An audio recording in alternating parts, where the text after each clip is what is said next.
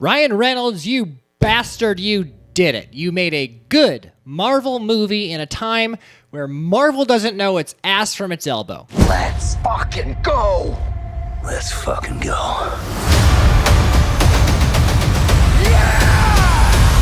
In addition to acknowledging Sir Ryan Reynolds' efforts in getting this movie produced and recruiting Hugh Jackman back to the role of Logan, for that matter, I think we should also give credit where credit is due. Talking to you, Kevin Feige, congratulations. Way to get back in the batter's box and start swinging again. I was overjoyed to see that you had fully removed the DEI and feminist bug from your ass for one glorious weekend at the end of July. Give me 2008 to 2018 Kevin Feige any day of the week. And please take notes, Kathleen Kennedy. Good Lord. Hop over across the hall to your friends at Marvel and just ask them, how on God's green earth did you make $205 million on your opening weekend for the third Deadpool movie? And they will tell you they focused on the script. They got a great director who has worked with Ryan Reynolds and Hugh Jackman in the past many times before. He knows how to shoot action. He knows how to shoot comedy. The action sequences and the songs in this movie, specifically the opening sequence, they were beautiful.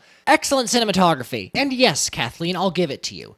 Ryan Reynolds, Hugh Jackman, Sean Levy, they're all three white men. I get it. Ew. But if you can just put race and sex aside for one minuscule second and just acknowledge they made a shitload of money, they made a great movie, and the fans had a lot of fun. Acknowledge that they did that because of the acting, the writing, the directing. Those are the things that go into making a movie good. And you know what? You can take that idea. I won't even claim that it was mine. Anyway, Kathleen Kennedy / Lucasfilm rant over. Let's get into the nits and grits of Deadpool and Wolverine. From the first 10 minutes of the movie, you can deduce that Ryan Reynolds is a man of the people. He addresses how they're going to make this movie with the ending that Logan had, and he does it in the trademark humorous Deadpool way. And to me, the first 30 to 45 minutes was basically a love letter to the fans at warp speed. Great action sequences. Of course, there's cameos. There's enough of a plot line throughout this movie to offer a little bit of weight, but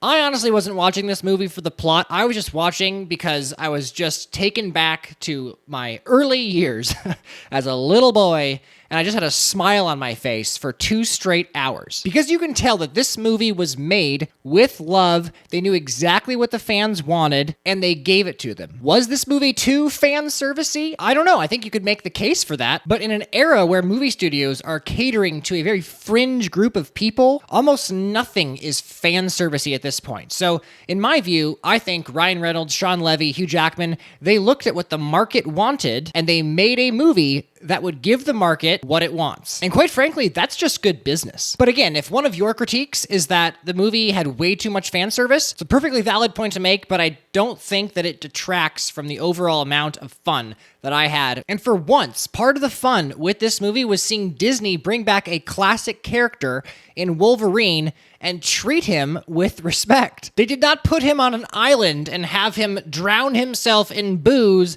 until he removed his claws and told people he just really wasn't in the fight anymore. Oh, just pick X-23. She'll do it. She's twice the Wolverine I'll ever be. That's not how this one went. They brought back Hugh freaking Jackman, and he was there to do a job. And you know what? He did his job. He did exactly what he needed to do. He played the straight man to Ryan Reynolds' Deadpool. And I will say, one of my only gripes with this movie is that this was not, in my view, a great performance from Hugh Jackman. And it didn't need to be like Daniel Day-Lewis level great. But if you look at his other performances as Wolverine and Logan, they were better in terms of the emotional weight that he provided to the character. And in part, this particular performance is not all Hugh Jackman's fault, because in my view, the script does not carry a ton of emotional weight. So there was only so much that he could have done with the plot that he was given. But the emotional scenes that he was in, like around the campfire with X-23, or when he's talking to Deadpool the first time about trying to get back into the game when they're sitting at the diner, I just didn't really feel like that resonated. It felt more like just something to fill the time and give us a break from the action and the humor. The second con I had, if you will, is that the ending felt predictable. It didn't feel like the stakes were high at all. So in the end, I wasn't worried about anybody dying or anything like that. A lot of the action sequences were also like that, where you knew nobody was in any real danger. It didn't have that Infinity War feel of no resurrections this time. But that's okay.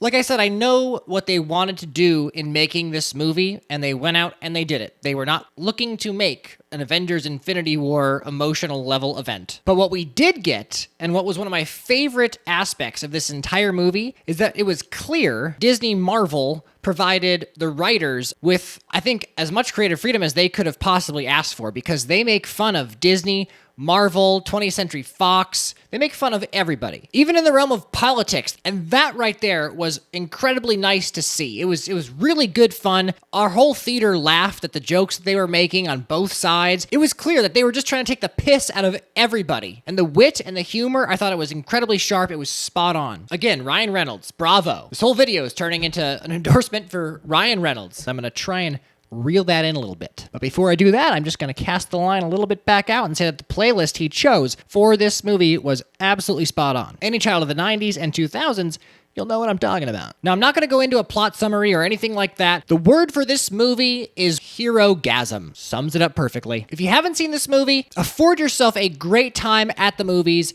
during this summer movie season. And if you have seen it, you know what to do. Let's hit up the comments down below, get the discussion going. I want to know your thoughts. Let me know what your favorite parts of this movie were. I think there are plenty to choose from. For me, it was the opening sequence when he's just slaughtering fools and dancing to NSYNC's Bye Bye Bye. Pure gold. Chef's kiss. But before you scroll all the way down to the comments, let's go back up a little bit and hit that like button, por favor. And if you'd like to hang out some more with me in the future, hit that subscribe button for more content. In conclusion, to this ADHD ending.